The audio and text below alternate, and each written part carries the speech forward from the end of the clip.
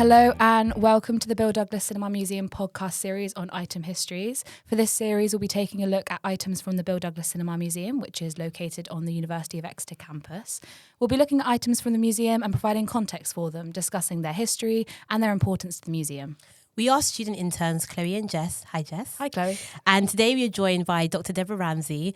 Debra Ramsay is an academic at the University of Exeter, specialising in the relationship between war, memory and media.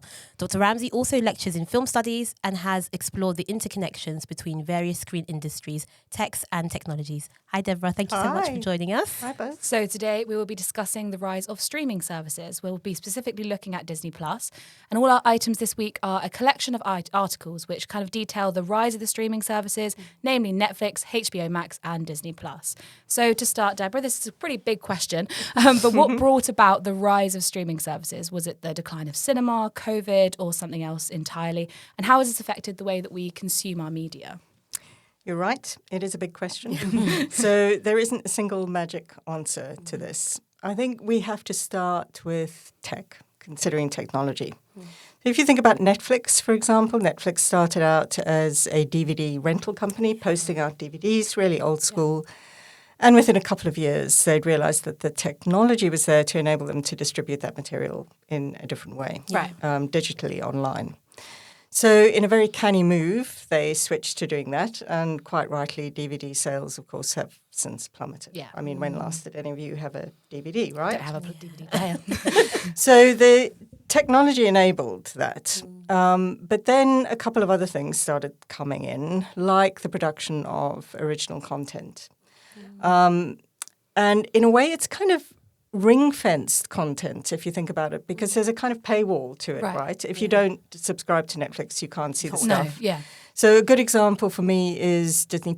Of course, Disney owns Marvel and Star Wars. I'm a huge Star Wars fan. I resisted subscribing to Disney+. And then they started releasing lovely stuff like The Mandalorian, and I couldn't see The Mandalorian anywhere else. So now I've subscribed to Disney+. So that's another way they can get you. And then, of course, there's COVID, which we have to think about. So I think COVID accelerated what was already happening. So again, if we look at Disney+, Disney+ reached, well, if we think about Disney, so Disney lost a lot of revenue through the closure of its theme parks, etc. But it launched Disney+, its streaming service, just at the start of COVID. And within 5 months, it had reached 50 million subscribers. Right. So it took Netflix several years to reach that same number. Wow. So that gives you some indication of the acceleration that COVID provided. Right. And then I think the last answer to this question is actually part of the answer to the other question. Yeah. So the way in which we relate to media has changed in the digital environment. So we tend to, well, firstly, we are no longer just consumers of content. We're also producers. So we go out and make our own content. But we also go out in search of content. And in the digital environment, there's much more of a sense of, well, I want things to be tailored to my needs. Oh, okay. So streaming services feeds into that, right? Because it's a tailored experience that you don't necessarily have to watch what is coming from the top down, but you can pick and choose whatever you want from a wide range. So, the way in which we consume media has also led to the rise of streaming services. Okay, yeah. So the other part of that question was, how has it changed the way we consume media? Yeah, how has it affected, So I think the first thing everyone thinks about is binge watching, right? But DVDs actually facilitated that before streaming services came along, but I think streaming services certainly intensified that. But of course, the other thing that it's changed is we are able to curate our own programs of watching rather than being reliant on a broadcaster curating a program for us. And that has pluses and minuses. My lovely colleague Benedict Morrison will tell you that it stops the accidental discovery of stuff that you get on broadcast television, right? When you're just slobbing in front of the TV and something comes up and you think, oh, I don't want to move. Actually, this is quite good. Brilliant, yeah, right? But of course, Netflix's algorithm and the algorithms that is just giving you the things it thinks you want. So the chances of accidental discovery are much, much less. Yes.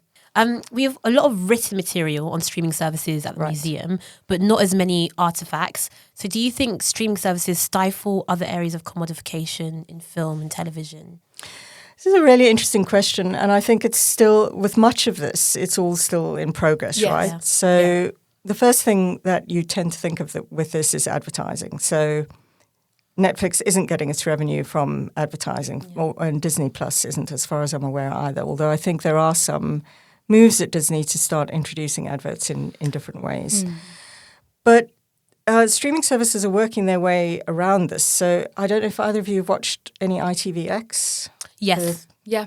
You noticed you can't forward through the ads. No, yeah. It's Unless you infuriating. It's so annoying. Exactly right. Yeah. But what a canny move, right? Yeah. Because So smart. now they're getting money from the advertisers or from you subscribing. Yeah. So there's that.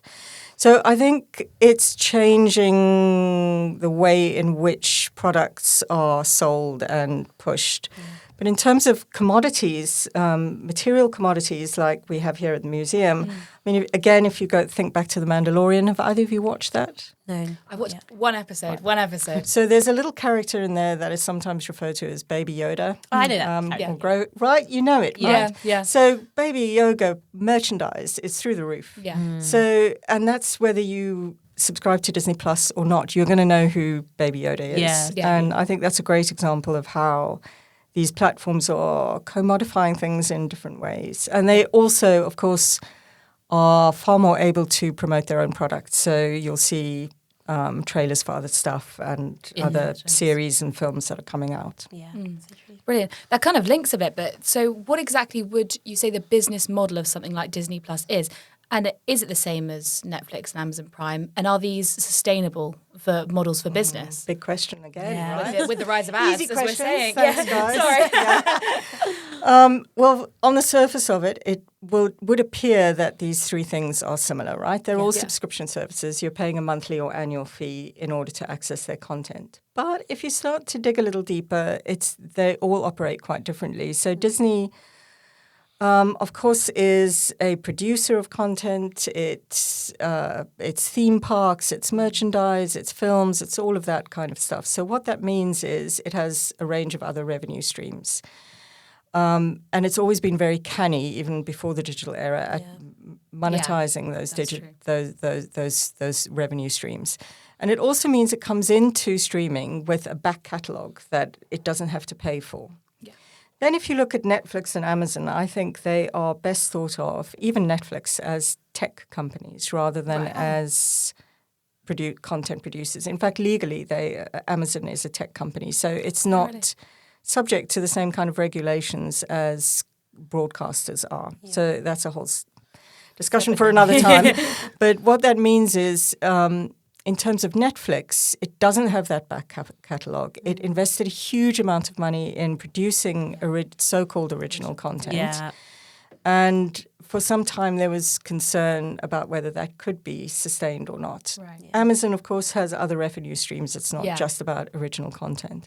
At the moment, studies seem to be suggesting that after COVID, subscriptions are holding rather than dropping off. Right. So it may be that at the moment things are looking good, but it's a very difficult thing to predict. Yes, of course. And there's, especially with Netflix, there's been a lot of concern about whether it can sustain the huge amount of investment it gives to its content rather than other revenue streams. Yeah, absolutely. Yeah, I think that's also why they cancel a lot of shows. Like they'll put a lot of money into season one. Yeah. Cancel them. And then when it's not made, because you can't make money specifically off views of one show, can you? Yeah. And it's very technologically driven. So those shows are often designed by algorithms. So it's working out. It works out exactly what is popular, where, how, and then it puts a show together that is meant to. So weird. Yeah. That's scary. Yeah. Sometimes it works, sometimes it doesn't. Yeah. Wow. And just as a final question, what impact do you think the museum has on the life of the university and beyond? I am not going to give you the stock answer, which I think you can find on the website and elsewhere. Things like education, community outreach, and research. I'm not going to. Instead, I'm going to talk about my own experience with the museum. Please. So in my teaching, when I have a module that I teach on war and visual media, Chloé, I'm still getting over the fact that you did not sign up to that. I'm sorry. That's okay. That's okay. heartbreaking stuff. It is. But we have a session in the BDC where we look at stereoscopic photographs of World War I. Stereoscopic photographs are 3D images which were taken during the war through stereoscopic cameras. And I can talk about those, but the impact of seeing those and of actually looking through the stereoscopes and seeing those 3D images is just not something you can capture anywhere else. So the absolute, the wows, I didn't think that it was going to look like this, all of those kinds of responses to what is in effect a material artifact of history, I think that is invaluable. And if we didn't have the BDC, we'd have to go and get that somewhere else, which would involve field trips. And I don't know if you know that, but they are an administrative nightmare. I can imagine. To sign all kinds of forms, and we have this resource right on our doorstep. So for me, it enables an emotional, an often emotional, and a deep engagement with the past that you wouldn't get anywhere else. Brilliant. Oh, thank you so much for joining us. You're most welcome. Thank you for having me.